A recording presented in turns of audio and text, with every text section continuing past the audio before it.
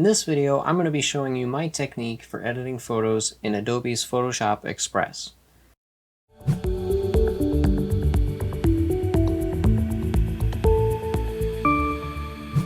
Start by opening your application of Adobe's Photoshop Express.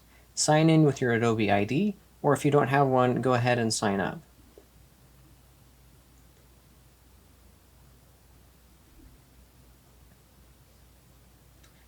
Once you've signed in to Adobe Photoshop Express, go ahead and click on the Pictures Library button.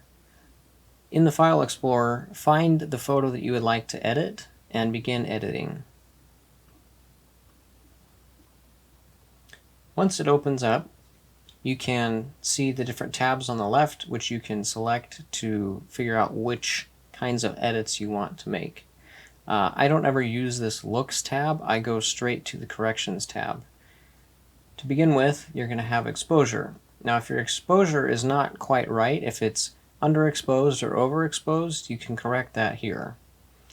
In this case, for this photo, it's a little underexposed. So I'm going to go ahead and drag the slider up to bring the exposure back to where it should be. Next, I will use the contrast slider to increase the contrast in the image. I usually do this between 15 and 20 on the slider. It just depends on the photo. Next, the highlight slider controls how much brightness is in the brightest part of the image. You can go either high to push the brightness a lot, or low to bring it down and recover some of the details in those highlights. Similarly, the Shadows tool allows you to increase the detail in the shadows or make them even darker. I generally bring back a little bit of the detail just to give a more rounded approach to the image. So probably somewhere around 30 would be a safe spot for the Shadows slider. The whites and the blacks work similarly in that the white increases the amount of brightness in the brighter parts of the image, and the blacks reduces the darker parts of the image. So what I like to do is to push the whites up a little bit, maybe 15 or 20, and that just kind of brightens the whole image and makes it pop. And to make it really pop, you can take the black slider and bring it down just until you start to see some really good natural contrast coming back into the image. Maybe somewhere around 30 clicks. And that's going to give you just this really nice image. If we go up here to the top where it says Viewing Original, you can click on that and it'll revert to the original photo. Click on it again and it'll show what your current edit looks like. As you can see, the original photo was really kind of dark and flat, as we call it, which is just kind of gray overall. But once I have edited it, it's so much brighter, the colors are there, it looks really good and how it should be. So that's all under this Light tab in the Corrections panel. So I'm going to go ahead and go to the Color tab, and if your white balance was a little wonked in the actual photo, you could change that here, making it either warmer or cooler. In my situation, the white balance looks pretty good, so I'm not going to mess with it. You can also change the tint, which is to increase the purple or the green. Maybe if you were dealing with an environment where you were shooting underneath some fluorescent lights, they have a naturally green tint, so you could add some purple to offset that green. So I'm just going to come down to the Vibrance slider. This controls kind of the blues and the greens in the image and their saturation. So I'm going to just give it a little bit of vibrance, maybe 3 clicks, and saturation does the same with kind of the oranges and the yellows in the image.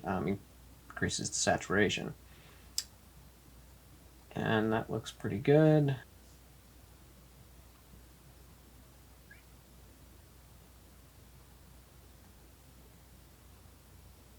Actually, I'm going to bring the temperature down just a little bit. That looks a little bit more natural. Okay, so when you finish in the Color tab, go ahead and close that and move down to the Details tab. I don't really bother with effects that often. There's not too much in here that you should need to worry about because they are pretty extreme editing measures, so I don't even worry about that.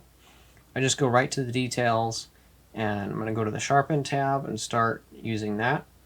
In the actual Photoshop application, they have a default of 25 units of sharpening. So I just usually do that in Adobe Photoshop Express, and I seem to get good results with that. Then I'm going to select the Reduce Luminance Noise.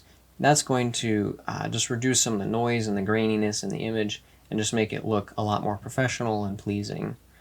I usually bring that slider up to between 15 and 20. I don't like to go more than 20 because then it starts kind of blurring the image and mushing everything together, and you just start to lose image quality. And you can do the reduce color noise, and also in the regular Photoshop application they have a default of 25. So I'm going to go ahead and set the slider there and just call it good. Now these other tabs down at the bottom, split tone and blur, I don't ever use those.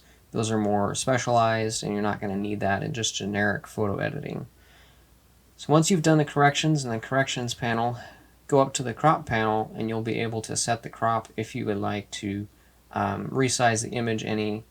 There's a whole bunch of aspect ratio presets in here. You can play around and see what you like. If you want a vertical arrangement, 8x10, 8x10 landscape.